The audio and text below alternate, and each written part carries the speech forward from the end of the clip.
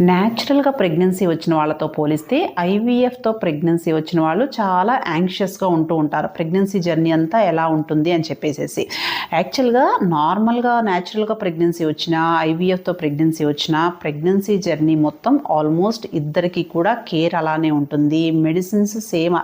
Medicine అవసరం పడుతుంది అనమాట. కాకపోతే ఐవీఎఫ్తో కన్సీవ్ అయిన వాళ్ళకి ఎగ్ క్వాలిటీ కొంచెము తక్కువగా ఉండే ఛాన్స్ ఉంటుంది. కాబట్టి వాళ్ళకి మిస్క్యారేజెస్ రిస్క్ లేకుండా ఉండటానికి ఫస్ట్ 3 months సపోర్ట్ మెడిసిన్స్ ఎక్కువగా ఇస్తూ ఉంటారు. అండ్ ఐవీఎఫ్ జనరల్గా కొంచెం లేట్ ఏజ్లో ఉండే ఛాన్స్ ఉంటుంది. కాబట్టి వీళ్ళకి ప్రెగ్నెన్సీలో వచ్చే కాంప్లికేషన్స్ లైక్ ప్రెగ్నెన్సీలో డయాబెటీస్ కానీ బీపీ పెరగటము ఇలాంటి రిస్కులు కూడా నార్మల్ వాళ్ళకంటే ఎక్కువగా ఉంటాయి.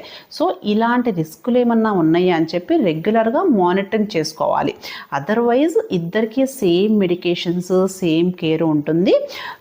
సో ఐవీఎఫ్తో ప్రెగ్నెన్సీ వచ్చినా కానీ మీరు హెల్తీ డైట్ లైఫ్ స్టైల్ చూసుకుంటూ ఈ సపోర్ట్ మెడిసిన్ వాడుకుంటూ రెగ్యులర్గా మానిటరింగ్ చేసుకుంటే మీ ప్రెగ్నెన్సీ జర్నీ కూడా హ్యాపీగా ఉంటుంది. ఓకేనా? Thank you.